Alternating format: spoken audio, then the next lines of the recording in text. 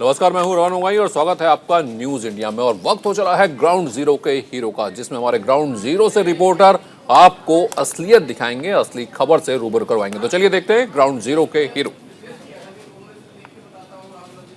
उत्तर प्रदेश विधानसभा चुनाव के चौथे चरण के नामांकन की प्रक्रिया आज से शुरू हो गई है। लखनऊ के 9 विधानसभा सीटों की जो नामांकन है वो यहां आज शुरू हो गया। हम कलेक्ट्रेट में मौजूद हैं। आप देख सकते हैं सुरक्षा व्यवस्था के पुख्ते इंतजाम किए गए हैं। जो लोग अंदर आ रहे हैं उनकी चेकिंग की जा रही है। साथ साथ 2 कोविड हेल्प डेस्क भी बनाई गई है ताकि जो प्रत्याशी हैं वो कोविड प्रोटोकॉल का पालन करें। ये सामने एक कमरा है, आप देख सकते हैं। इस कमरे में जो तमाम यहाँ CCTV कैमरे लगे हैं उनकी निगरानी की जा रही है। यहाँ जो कर्मचारी हैं वो बैठे हैं, वो तमाम उससे खुद निगरानी कर रहे हैं। हम उनसे बातचीत कर लेते हैं। कितने कैमरे लगे हैं यहाँ पे? यहाँ पे 40 कैमरे के आसपास लगे हैं पूरे कलेक्ट्रेट में, और आपके रोड पे भी हैं।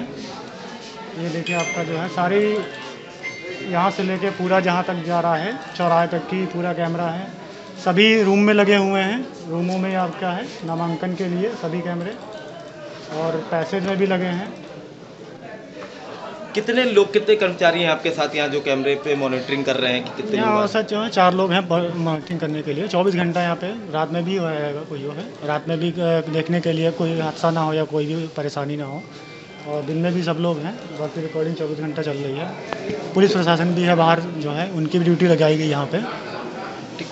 तो देखिए ये यहाँ कर्मचारी थे जो कि कैमरे पे बैठे हुए हैं, मॉनिटरिंग कर रहे हैं कि कितने लोग अंदर जा रहे हैं, देख रहे हैं। और आपको अपने पीछे इधर दिखा दें तो आप देख सकते हैं आज पहला ही दिन है नामांकन की प्रक्रिया का। जो भीड़ है वो आप देख सकते हैं। आज पहले दिन ही 2 लोगों ने नामांकन किया है यहाँ पर। और आपको बता दें कि ये जो नामांकन की प्रक्रिया है ये 27 जनवरी से 3 फरवरी तक चलेगी। बीच में एक दिन का अवकाश रखा गया है। 30 जनवरी को नामांकन जो है वो नहीं होगा। फिलहाल जो प्रत्याशी हैं वो सुबह 11 बजे से लेके दोपहर 3 बजे तक अपना नामांकन का पर्चा यहां दाखिल कर सकते हैं। लखनऊ से न्यूज इंडिया के लिए अबू तलहा। उत्तर प्रदेश में चौथे चरण के मतदान के लिए नामांकन की प्रक्रिया आज से शुरू हो गई और इस चौथे चरण में लखनऊ भी आता है। लेकिन लखनऊ में अभी तक न तो भारतीय जनता पार्टी ने और न ही समाजवादी पार्टी ने अपने प्रत्याशियों को घोषित किया है। लखनऊ में 9 विधानसभा सीटें हैं, जिसमें से 8 भारतीय जनता पार्टी के पास और 1 समाजवादी पार्टी के पास है। बीजेपी के साथ मुश्किल ये है कि लखनऊ की कुछ ऐसी सीट है जिस पर इस वक्त के मौजूदा प्रत्याशी जो जीते हुए हैं वो चुनाव लड़ना नहीं चाहते, वो दूसरी सीटें मांग रहे हैं। और दूसरी बड़ी मुश्किल ये है कि कैंट एक ऐसी सीट है जिस पर लगभग 2 दर्जन भारतीय जनता पार्टी के प्रत्याशी दावा ठोक रहे हैं। सरोजी नगर की एक सीट है जहाँ पर स्वाति सिंह मिनिस्टर हैं, उनके पति दयाशंकर सिंह भी वहाँ से टिकट मांग रहे हैं। तो इस तरह की उलझनों के बीच भारतीय जनता पार्टी अब तक अपने प्रत्याशियों का नाम लखनऊ की 9 विधानसभा सीटों के लिए तय नहीं कर पाई है, जबकि नामांकन की प्रक्रिया आज से शुरू हो गई है। दूसरी बड़ी खबर यह है कि डॉक्टर दिनेश शर्मा जो डिप्टी CM हैं, पहले उनके बारे में सूचना थी कि वो लखनऊ से इलेक्शन लड़ सकते हैं, लेकिन अब खबर ये आ रही है कि वो चुनाव नहीं लड़ेंगे।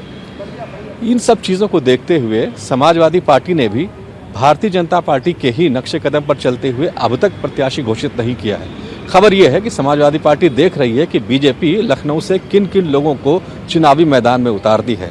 लखनऊ की कैंट सीट से अपर्णा यादव के भी चुनाव लड़ने की चर्चा चल रही है, जो हाल ही में समाजवादी पार्टी से भारतीय जनता पार्टी में आई हुई है। तो कुल मिलाकर के लखनऊ की स्थिति बहुत कन्फ्यूजिंग है दोनों ही दलों के लिए। उम्मीद की जा रही है कि 1 या 2 दिनों में ये तस्वीर पूरी तरह से साफ होगी, क्योंकि नामांकन की आखिरी डेट 4 फरवरी है।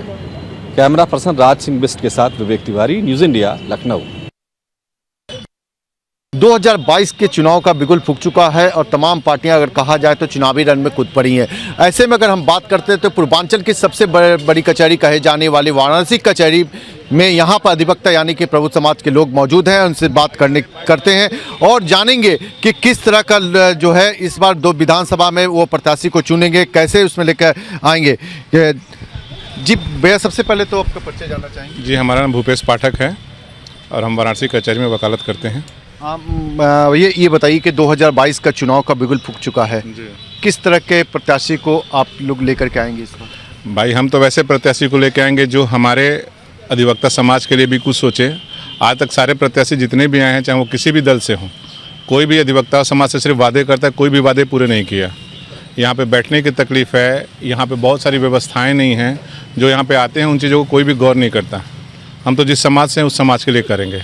जब हमारे लिए पार्टियां सोचेंगी तो अधिवक्ता समाज भी उनके लिए सोचेंगी।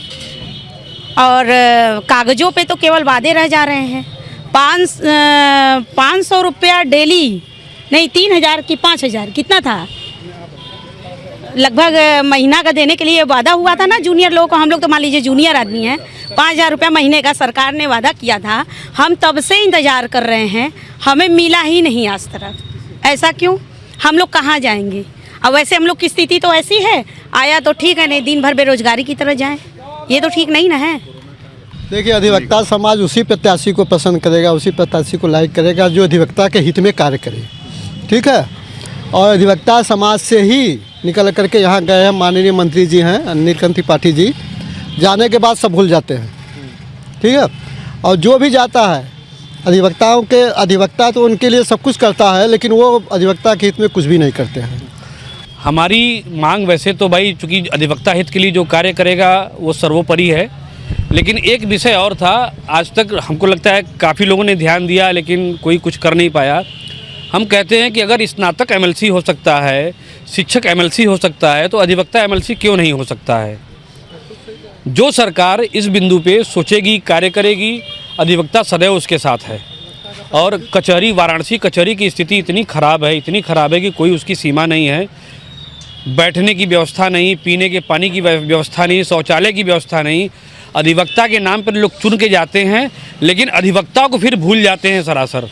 कि जिस तरह से पूर्वांचल की सबसे बड़ी कचहरी कहे जाने वाली जो है वाराणसी कचहरी में अधिवक्ता जो प्रबुद्ध लोगों में आते हैं, उन्होंने अपनी राय रखी। उनका साफ कहना है कि कुछ दिक्कतें जो है ना, जो अधिवक्ताओं को जो अंदर में कचहरी के अंदर में फेस करना पड़ता है, उसमें सुधार किया जाए। हालांकि जहां तक अगर विकास की अगर हम बात करते हैं तो वाराणसी में कई ऐसे विकास जो है ना पहले से हुए हैं, जिसको लेकर के उन्होंने चर्चा किया है, उन्होंने बताया है। तो इस तमाम मुद्दों को लेकर के भी जो है न्यूज इंडिया लगातार जो है ग्राउंड जीरो से रिपोर्ट कर रही है और हर एक खबर जो है आप तक पहुंचाने का पूरा प्रयास न्यूज इंडिया का रहेगा, ताकि जो है ना आने वाला जो 2022 का जो चुनाव है निष्पक्ष हो सके, लोग जो है ना अपने मतों का प्रयोग कर सके। और खास अपील भी करता है कि जो 2022 के चुनाव में अपने मताधिकार का प्रयोग करें, क्योंकि अगर आपका एक एक मत जो है काफ़ी कीमती है और उसका उपयोग करें। न्यूज इंडिया के लिए मदन मोहन शर्मा, वाराणसी। देश की आर्थिक राजधानी मुंबई के साथ साथ महाराष्ट्र में आगामी कुछ दिनों में महानगर पालिका के चुनाव होने हैं। हालांकि अभी तारीखों का ऐलान नहीं हुआ है, लेकिन चुनाव नज़दीक आते ही तमाम पार्षदों के पाला बदलने का सिलसिला भी शुरू हो चुका है। महाराष्ट्र के मालेगांव में कांग्रेस के 27 से ज़्यादा विधायक एक साथ कांग्रेस का साथ छोड़कर राष्ट्रवादी कांग्रेस पार्टी यानी एनसीपी का दामन थाम लिए हैं, जिसमें वहां की महापौर और 2 बार रह चुके विधायक भी उन्होंने आज जाके एनसीपी का दामन थाम लिया है। एक तरफ महाराष्ट्र सरकार में कांग्रेस, एनसीपी, शिवसेना एक साथ सरकार में है, तो वहीं ग्रामीण लेवल की बात करें तो वहां पर जिस तरीके से कार्यकर्ताओं का जो आवागमन है एक पार्टी से दूसरी पार्टी में जाना, ये कहीं न कहीं दर्शाता है कि महाराष्ट्र में सब कुछ ठीक नहीं चल रहा है। एक तरफ कांग्रेस अपनी मजबूती जो है वो मजबूत करना चाहती है, जमीनी स्तर पर काम करना चाहती है, तो दूसरी तरफ राष्ट्रवादी कांग्रेस पार्टी और शिवसेना में कई सारे ऐसे लोग हैं जो एक स्थान से दूसरे स्थान जाना चाहते हैं, जिससे यह सिर्फ दर्शाता है कि पार्टी में उन नेताओं का वजूद कितना है, वो किस तरीके से काम कर रहे हैं। साफ तौर पर जिस तरीके से देखा जाए 27 से ज़्यादा जो नगर सेवक हैं मालेगांव में, वो एक साथ अब राष्ट्रवादी कांग्रेस पार्टी का दामन थाम चुके हैं। इससे कांग्रेस को एक बड़ा झटका लगा है। गौरतलब हो, कांग्रेस ने अकेली हुंकार बढ़ी है कि जितने भी जो निकाय के चुनाव होंगे, जो महानगर पालिका के चुनाव होंगे, वो अकेले लड़ेगी। तो वहीं राष्ट्रवादी कांग्रेस पार्टी और शिवसेना एक साथ लड़ने का विचार कर रही है। अब देखना होगा कि 3 दलों की सरकार वाली ये जो पार्टियां हैं अकेले लड़ती हैं तो कितनी सीटों पर बाजी मारती हैं। कैमरामैन बबलू राउत के साथ शुभम पांडे, न्यूज इंडिया, मुंबई। आज आम आदमी पार्टी ने उत्तर प्रदेश में अपना घोषणा पत्र जारी किया है। हमारे साथ राज्यसभा के सांसद और उत्तर प्रदेश के प्रभारी आम आदमी पार्टी की तरफ से संजय जी हैं। मैं आपसे ये जानना चाहूँगा कि आपने बड़ी एक घोषणा जो की 300 यूनिट बिजली फ्री देने की, यूपीपीसीएल वालों से मेरी बात हुई थी, उन्होंने कहा कि हम पहले अखिलेश के दौर में 45,000 करोड़ के घाटे में थे, मुफ्त कनेक्शन दिए गए बीजेपी के शासन में तो 90,000 करोड़ के घाटे में पहुंच गए। अब ये घाटे में 90,000 करोड़ के बैठे हैं, आप कैसे देंगे बिजली फ्री? पहली चीज तो ये समझिए कि बिजली फ्री उत्तर प्रदेश के लोगों की जरूरत है। आज की तारीख में बिजली कोई शौक के लिए नहीं चाहिए, जरूरत है, आम इंसान की जिंदगी की जरूरत है। अब या तो आप उसको मजबूर कीजिए, अशोक भारती की तरह जो मोची था काम करने वाला बेचारा, वो आत्महत्या करके मर जाता है जब 30,000 का बिजली का बिल उसके घर में आता है, या तो फिर ये सोचिए कि उनको भी जीने का हक है तो फ्री बिजली दी जाए। फ्री बिजली में मात्र 19,000 करोड़ रुपए का खर्च आएगा, यानी जितना पैसा नीरव मोदी लेके अकेले भाग गया उतने पैसे में पूरे यूपी के उपभोक्ताओं को फ्री बिजली दी जा सकती है। ये आंकड़े हमने निकाले हैं। 300 यूनिट तक के जो उपभोक्ता हैं वो 19,000 करोड़ रुपए प्रतिवर्ष सरकार को देते हैं। अब 5,80,000 करोड़ के बजट से इतना पैसा निकालना कोई मुश्किल का काम नहीं है। इसी तरीके से बेरोजगारी भत्ता 5,000 रुपए का है, उसमें खर्च आएगा 20,000 करोड़ रुपए, वो भी पूरी तरीके से दिया जा सकता है। तो जो घोषणाएं हम कर रहे हैं वो कोई हवा में नहीं कर रहे हैं, उसको जमीन पर सच करके दिखा सकते हैं और दिखाया है। दिल्ली के अंदर हमने उसको सच करके दिखाया है। एक चीज़ ये भी है कि जब आप मुफ्त की योजनाएं चलाते हैं तो उसमें जो टैक्स पेयर है उसके मन का डर बढ़ जाता है कि पता नहीं क्या सरकारें टैक्स बढ़ा देंगी या कुछ ऐसा होगा। टैक्स पेयर है कौन, मुझे आप बताइए। टैक्स पेयर आज की तारीख में हर एक व्यक्ति है जो माचिस भी खरीदता है, साबुन भी खरीदता है, जो पेट्रोल भी भरवाता है, डीजल भी भरवाता है, जो सड़क पर भी चलता है, घर में बिजली, सारे लोग टैक्स पेयर हैं। छोटे मोटे व्यापार करने वाले भी टैक्स पेयर हैं, आप भी टैक्स पेयर हैं। तो टैक्स जनता का है और पैसा जनता के ऊपर खर्च होना चाहिए। दो तरह की अर्थव्यवस्था है। एक अर्थव्यवस्था वो है जिससे बैंकों में जमा आम आदमी का पैसा निकालकर 10.5 लाख करोड़ रुपए चंद पूंजीपतियों को दे दिया गया और वो सब पैसा लूट के हिंदुस्तान छोड़ के भाग गए। उसमें लंबी सूची है, मैं नाम गिनवाने लगूंगा तो टाइम लगेगा। विजय माल्या भी हैं, नीरव मोदी भी हैं, मेहुल चौकसी भी हैं, नितिन संदेशरा भी हैं, ललित मोदी भी हैं, लंबी सूची है। तो 10.5 लाख करोड़ रुपए खाली हो गया।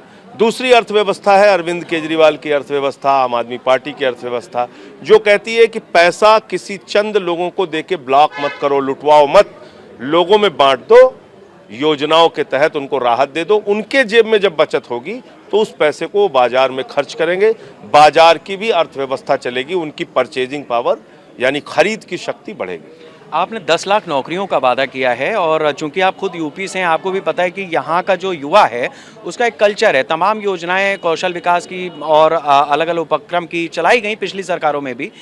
आपकी जो बात है वो कैसे आप अलग दिखाएंगे, क्योंकि जो व्यक्ति आगे आकर के काम करने का आदी नहीं है उसकी आदत कैसे बदलेंगे? देखिए, ये गलत बात फैलाई जाती है। यहाँ पर लाठी योजना चलाई गई, सिर्फ 5 साल तक सिर्फ बाबा जी की लाठी चली है। जहाँ मिले नौजवान पीटो, जहाँ मिले उनको माँ बहन की गालियाँ दो, जहाँ मिले उनके मुकदमे लगा के जेल में डालो, यही काम हुआ 5 साल में। तो हम जो बात कर रहे हैं, नौजवान काम करना चाहता है, उसको कुछ उपलब्ध तो कराइए आप रोजगार के अवसर। आप कुछ देना ही नहीं चाहते। शिक्षा मित्र महिलाओं ने, सुहागिन महिलाओं ने सिर मुड़वा के प्रदर्शन किया उत्तर प्रदेश के अंदर, हमने देखा दृश्य। यहाँ नौजवानों को दौड़ा दौड़ा के पीटा गया। शिक्षक भर्ती का घोटाला, एक तो ये पेपर लीक सरकार हो गई है, सारी चीज़ों में पेपर लीक, टीईटी का पेपर लीक, बीएड का पेपर लीक, बीटीसी का पेपर लीक, पुलिस का पेपर लीक, जेई का पेपर लीक, सारे पेपर लीक हो जाते हैं यहाँ पे। तो इससे निजात दिलाएंगे और जो भर्तियाँ यहाँ पे खाली हैं उसको भरने का काम करें। शुक्रिया। हमारे साथ संजय सिंह जी थे जिन्होंने बताया कि जिस तरह से आम आदमी पार्टी ने जो वादे किए हैं उसका ब्लूप्रिंट भी अपने पास तैयार रखा है और मुफ्त की तमाम योजनाएं या युवाओं को बेरोजगारी भत्ता देने की जो बात है या महिलाओं को जो भत्ता देने की बात है, उन सब चीज़ों के लिए उत्तर प्रदेश का जो बजट है उसमें से आम आदमी पार्टी ने अपना प्रावधान निकालने का मन बनाया है और उसी के आधार पर उसने अपना घोषणा पत्र या उत्तर प्रदेश की जनता के लिए गारंटी पत्र तैयार किया है, जिसे अगर उसकी सरकार उत्तर प्रदेश में बनती है तो वो लागू करेगी। सुंदरम के साथ शेखर त्रिवेदी, न्यूज़ इंडिया, लखनऊ। अमित शाह लगातार मथुरा के दौरे पर हैं और हमारे साथ अर्जुन राम मेघवाल जी हैं जो कि यहाँ के प्रभारी भी हैं। सर, जिस तरीके से लगातार आप भी ग्राउंड पे डोर टू डोर संपर्क अभियान में चल रहे हैं, क्या माहौल देख रहे हैं जनता का? जनता भारतीय जनता पार्टी को उत्तर प्रदेश में पुनः आशीर्वाद देने के लिए मुझे लगता है कि मन बना चुकी है। और अभी गृह मंत्री जी का जो डोर टू डोर कैंपेन है उसमें जो जोश आप देख रहे हो, जो उत्साह आप देख रहे हो, इससे भी साफ झलकता है, फूलों से वर्षा कर रहे हैं लगातार, जहां इससे भी साफ झलकता है कि भारतीय जनता पार्टी के पक्ष में माहौल है। कि ये जो तस्वीरें हैं बताती हैं कि किस तरीके की लहर इस बार भारतीय जनता पार्टी की ब्रज क्षेत्र यानी कि मथुरा में छाई हुई है। कैमरामैन शिव कुमार भारद्वाज के साथ गौरव मिश्रा, न्यूज इंडिया, मथुरा। अमित शाह लगातार डोर टू डोर जो है तमाम लोगों से मुलाकात कर रहे हैं। और बात करें अगर मथुरा की, तो सुबह जब मथुरा पहुंचे थे बांके बिहारी के दर्शन किया और बांके बिहारी के दर्शन करने के बाद से वो लगातार जो है एक गांव में पहुंचे हुए हैं, हथुआ गांव में, और जो मतदाता हैं उनसे मिल रहे हैं, सीधा संवाद कर रहे हैं और लोग उनके ऊपर लगातार फूलों से जो बारिश है वो कर रहे हैं। कुछ लोग अपने तरफ से उनको कुछ फोटो भी अपने तरफ से दे रहे हैं और जहां से निकल रहे हैं लगातार जो है वो लोग फूलों से वर्षा कर रहे हैं अमित शाह पर। इसके अलावा उनके साथ में यहाँ के स्थानीय जो पदाधिकारी हैं भारतीय जनता पार्टी के जो हैं वो मौजूद हैं और लगातार जिन गलियों से होकर के जा रहे हैं, तकरीबन 500 मीटर से बड़ा ये कहूँ एक तरीके की यात्रा है अमित शाह की, जो लगातार चल रही है। उत्साह लोगों को देख करके हो रहा है, तमाम जो बीजेपी के कार्यकर्ता हैं उत्साहित नजर आ रहे हैं। कैमरामैन शिव कुमार भारद्वाज के साथ गौरव मिश्रा, न्यूज इंडिया, मथुरा। फतेहाबाद से भाजपा से मौजूदा विधायक जितेंद्र वर्मा ने पाला बदल लिया है। उनकी टिकट कटी थी, इसके बाद उन्होंने समाजवादी पार्टी का दामन थामा है और समाजवादी पार्टी ने आगरा के जिले की कमान एक बार फिर उन्हें सौंप दी है। पहले भी समाजवादी पार्टी के आगरा से जिलाध्यक्ष रहे। घर वापसी उनकी कही जाए या टिकट कटने का आक्रोश कहा जाए कि उन्होंने समाजवादी पार्टी ज्वाइन की है, उनसे ही जानेंगे क्या कारण रहा आपने समाजवादी पार्टी ज्वाइन की है। देखिए 5 साल तक किसी भी विधायक की कहीं किसी स्तर पर नहीं चली और मैं नहीं, मेरे जैसे तमाम सैकड़ों विधायक पीड़ित रहे और आज भी पीड़ित हैं। वो कहीं ना कहीं अंदर से कुंठित हैं और वो समाजवादी पार्टी की मदद कर रहे हैं, चाहे वो खुल के कर रहे हों चाहे वो अंदर से कर रहे हों, लेकिन लगे हुए हैं समाजवादी पार्टी की मदद करने के लिए। आप लोगों पे ये भी आरोप है आपने 5 साल सत्ता की चाशनी चाटी, अब टिकट कटी है, उसके बाद में आपने देखिए सत्ता की चाशनी क्या है, सभी विधायकों को निचोड़ा गया। चाशनी में क्या मिला है, विधायकों की विधायक निधि तक काट ली गई, विधायकों को मिला क्या है, काहे की सत्ता थी, एक सिपाही नहीं सुनता था, सत्ता काहे की थी। आपने कहा भी जिस तरह से 80 से ज़्यादा विधायक और हैं जो टूट सकते हैं, तो कौन से विधायक है ये, कहाँ के? देखिए बहुत विधायक तैयार हैं, माननीय अखिलेश यादव जी ने नो वैकेंसी लगा दी है। मैं अपील करना चाहता हूं कि वो वैकेंसी खोल दें, निश्चित रूप से तमाम विधायक शामिल होने का काम करेंगे। जितना जी आप फतेहाबाद से विधायक है, लेकिन आपका क्षेत्र बहा भी माना जाता है और माना जा रहा है कि फतेहाबाद और बहा विधानसभा आपके आने से मजबूत हुई है, कितनी ये मजबूत हुई? देखिए बहा और फतेहाबाद और आगरा ग्रामीण जो सीटें हैं, बहा फतेहाबाद में कहीं कुछ बचा नहीं है। वहाँ फतेहाबाद के भारतीय जनता पार्टी कहती है हम युवाओं को बढ़ाएंगे, मैं 45 का था वो 75 के हैं, कहाँ से बढ़ा रहे हैं युवाओं को। और मैं मानता हूँ मेरा विरोध था, उनका मुझसे ज़्यादा कितना विरोध है, उनका तो इतना विरोध है कि समाज के समाज खिलाफ है। उन्होंने पंडितों को नहीं छोड़ा, उन्होंने ठाकुर लोगों को नहीं छोड़ा, उन्होंने छोड़ा किसको है जिसको घरे आया नहीं हो। उन्होंने अपने समाज को तमाम बार गालियाँ दी हैं, खूब गालियाँ देते हैं। और जिस आदमी ने सन 2012 में मैंने देखा है लोगों की संपत्ति बढ़ जाती है घट जाती है, लोगों की लंबाई घटते हुए कभी नहीं देखा, लंबाई बढ़ते हुए देखा है। लेकिन जिस आदमी ने सन 2012 में एफिडेविट दिया था, कौन जिस आदमी ने एफिडेविट दिया था, मैं बता दूंगा, उस आदमी ने एफिडेविट दिया था कि मैं इंटर पास हूँ और वही आदमी कह रहा है सन 2022 में कि मैं 9वीं पास हूँ। भाई 3 साल की मतलब शिक्षा कहाँ के चली गई, 5 साल में घट गई शिक्षा। 10 फरवरी को पश्चिमी उत्तर प्रदेश के अंदर चुनाव होना हो और ऐसे में बीजेपी के जो तमाम दिग्गज हैं वो अब पश्चिमी यूपी में कूद गए हैं। चाहे आज योगी आदित्यनाथ की बात करें जो कि बिजनौर में रहेंगे, और रक्षा मंत्री राजनाथ सिंह का जो कार्यक्रम लगा हुआ था बागपत का 10:30 बजे टटीरी में, वो फिलहाल रद्द हुआ है। खुद बागपत के मौजूदा विधायक और मौजूदा उम्मीदवार बीजेपी के योगेश धामा जी हैं। योगेश जी, आज खुद किसानों के भी बड़े नेता माने जाते हैं राजनाथ सिंह, वो बागपत आने वाले थे, कैंसिल हुआ है, आखिर क्या वजह रही है? कैंसिल इसमें एक टेक्निकल प्रॉब्लम रही है, कहीं ना कहीं जो हेलीकॉप्टर लैंड करना था तो वहाँ एक पोल था बड़ा NHI का जो लगा हुआ था, तो वो नहीं हट पाया, उसकी वजह से NOC नहीं मिली, तो यही कारण रहा कि आज माननीय हमारे रक्षा मंत्री जी बागपत नहीं आ पाए, और लेकिन लोगों में बहुत उत्साह था, उमंग थी कि वो आएंगे और उनके दर्शन करने को मिलेंगे लोगों को। अच्छा, खासतौर पर बागपत की बात करें तो क्योंकि जाटों का एक गढ़ माना जाता है बागपत, लेकिन इस बार आरएलडी और समाजवादी पार्टी का जो गठबंधन हुआ है, समाजवादी पार्टी कह रही है कि अब जाट और मुस्लिम फैक्टर एक हो गया है और बीजेपी को इसको नुकसान झेलना पड़ेगा। ऐसा कुछ नहीं है, एक गढ़ क्या, सभी जातियां, सभी लोग यहाँ रह रहे हैं आपस में तालमेल करके, और सबका ही असर पड़ता है। 35-36 बिरादरियाँ हैं और सबकी अपनी बहुआयात में वोटिंग करते हैं, तो ऐसा कुछ नहीं है। और ना ही कोई यहाँ फर्क पड़ा है मुस्लिम और गठबंधन से, और सब लोग मिलकर भारतीय जनता पार्टी के साथ हैं और सब जिताने का काम कर रहे हैं। मुद्दे क्या रहने वाले हैं बागपत के इस बार, चुनावी मुद्दे क्या? मुद्दे विकास के हैं, सबसे बड़ा विकास का मुद्दा है। जो 50 वर्षों में काम नहीं हुए बागपत में, वो आज इन 5 वर्षों में 2017 में योगी जी की सरकार में काम हुए हैं। और हर आम आदमी जान रहा है कि एक रथ विकास का चला है बागपत में, इस रथ को हमने रुकने नहीं देना, इस रथ को और स्पीड से हमें आगे बढ़ाना है। लेकिन समाजवादी पार्टी तो कह रही है कि इस बार योगी जी को बीजेपी ने गोरखपुर भेज दिया। कहते रहते हैं, तो जनता तय करेगी। सुशासन जो है योगी जी ने दिया है, क्षेत्र का विकास योगी जी ने किया है, और योगी जी का अंडर करंट है लोगों में, चाहे वो किसान हो, किसी भी वर्ग का आदमी, व्यापारी हो, चाहे महिला हो, युवा हो, तो वे अपना भविष्य योगी जी के नेतृत्व में देखने का काम कर रहे हैं। तो बागपत का जाट बीजेपी के साथ है? बिल्कुल, निश्चित तौर पर। तो बिल्कुल निश्चित तौर पर अगर योगेश दामाजी की बात करें, जो कि मौजूदा विधायक भी हैं, और फिर से बीजेपी ने इस बार 2022 के लिए इन्हें फिर से मौका दिया, लेकिन सवाल एक है कि आखिर आरएलडी और समाजवादी पार्टी के गठबंधन के बाद क्या जो एमआई फैक्टर है वो बीजेपी पर भारी पड़ेगा? दूसरा सवाल ये कि क्या किसान आंदोलन का जो इफेक्ट है वो बागपत की जनता पर देखने को मिलेगा? ये सवाल बड़ा है, लेकिन नतीजा 10 मार्च को होगा और उसमें पता चलेगा कि बागपत की जनता आखिर किस पार्टी के उम्मीदवार को सत्ता के शिखर तक पहुंचाती है। कैमरा पर्सन नरेश के साथ नमित त्यागी, न्यूज इंडिया, बागपत। बीजेपी नेता व पूर्व सांसद किरीट सोमैया अक्सर अपने बयानों को लेकर सुर्खियों में रहते हैं।